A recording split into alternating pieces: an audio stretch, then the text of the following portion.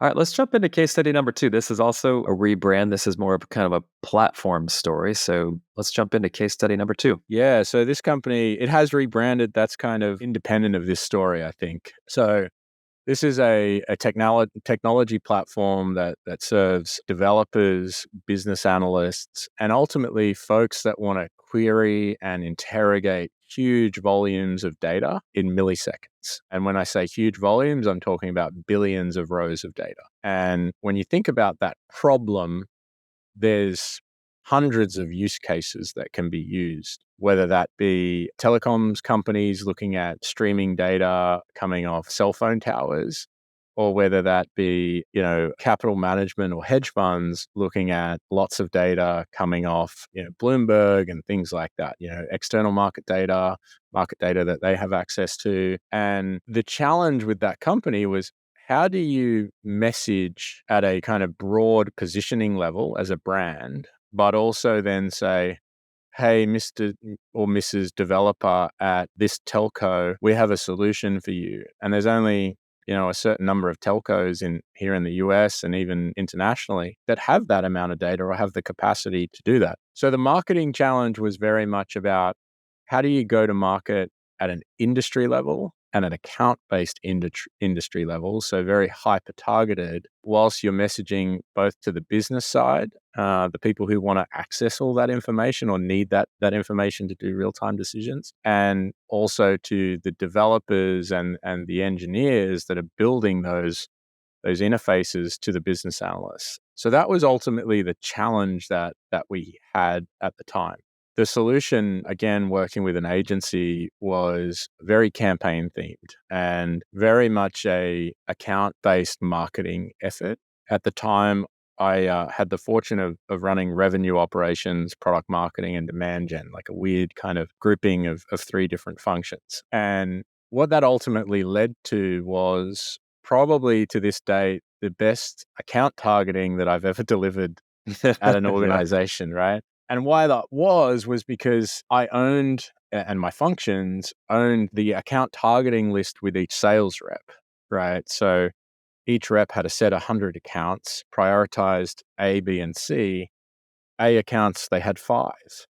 B accounts, they had 25, and C accounts was 70. Then marketing went through an exercise of doing all the scoring and the segmentation of those accounts, and then identifying, okay, well, where's the most likely and highest propensity to buy? And then we went and built our campaigns off the data of exactly who we were targeting. And that clarity allows you to really be hyper-targeted. So building specific landing pages for a specific telco, building a generic one for when folks just come to the website, but all the outbound collateral that, SDRs or BDRs were leveraging, the account executives were leveraging, were very specific to that company. And all of it was underpinned by a brand theme that we had running across all of those industries. And that was probably something very unique that I've done in my career. We were talking just really selling to just the Fortune 500 and leveraging some existing case studies that we had.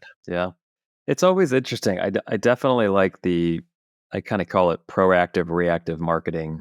And it's just 2 different ways of doing it. And there's nothing more powerful than to get into a vertical, or, in this case, a specific company, when you can just say, hey, this is all about you. And we're going to show you headlines and pictures that resonate with your specific company. Mm-hmm.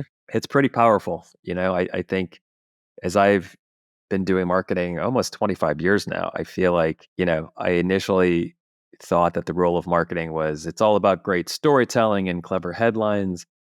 And now I've kind of landed in this spot of, great marketing is just when the audience says, oh my God, this is for me. This Mm-hmm. is just, they're speaking my language. They get me. They understand my pain. And who knows, maybe it took me 25 years to get there, but I just feel like that's when it's done well, right? When the customer just, you've got their attention because you're speaking their language. Yeah, and it's a hard thing to do as you think about it, because the marketing challenge is, hey, I actually really want to get to a broad base of folks, right? Like, hey, marketing can do the scale and sales can do the personalization, right? I've heard that plenty of times in my Yep. career. To be bold enough to then say, actually, no, we're just going to be hyper personalized, single company targeting in many instances. You really got to swing that bat and make sure you're going to Yeah. get the hit, right? I'm not a baseballer, so I'm using a weird analogy for myself, but you can't strike out on that one because you put so much resources behind it, so much individual's time, and your sales rep is sitting there expecting that to happen in order for them to hit their quota. Like, there was no opportunity for them to really go out and kind of chip away at their quota. They needed the big hits. Yeah. I like to I like the tiering, the ABC of the different target accounts. So how does someone in business development approach that? They've got their 5 main accounts. I mean, is it just heavy networking, relationships, introductions? How much of that is like kind of traditional sales tactics versus no, it's the marketing team driving demand and the salesperson picks it up once that customer has raised their hand? Yeah. So as we thought about it, we were a small startup, early stage. So, Series B. So again, the bold move of going all in on that type of approach, very tough. We had, I think it was 5 or 6 reps at the time. So when we looked at their A accounts, you've got 25 to 30 at a company level that are the top priority accounts. So the sales rep would be doing whatever they could to get into that account, whether that's through investors, networking, being very multi-threaded on their outreach. With those accounts, we said the account executive owns all the outreach to the A accounts. Their SDR or BDR can't help them there. And honestly, some of the account executives are like, I don't want them to touch it, right? Like, I want that brand to realize that Yeah. there's only one person at this company, and that's me.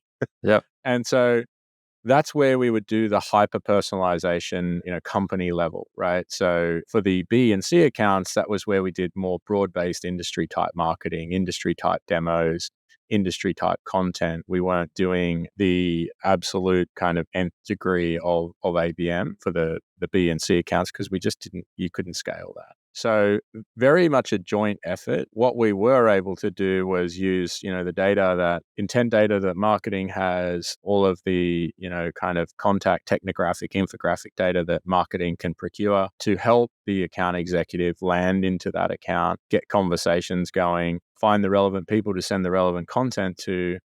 And ultimately after that, then it became kind of more the salesperson, networking inside of that account. And that was, as aggressive of seeing that someone in that space was speaking at a conference and just flying the account executive to the conference rather than, just trying to email them. It was like, well, they're going to be there. Let me go and personally Yeah. introduce myself, right? And so that was the kind of level of detail that it took. And, as you think about that, selecting those 30 accounts was really tough, right? Because of the level of effort that we were going to be putting into. Yeah.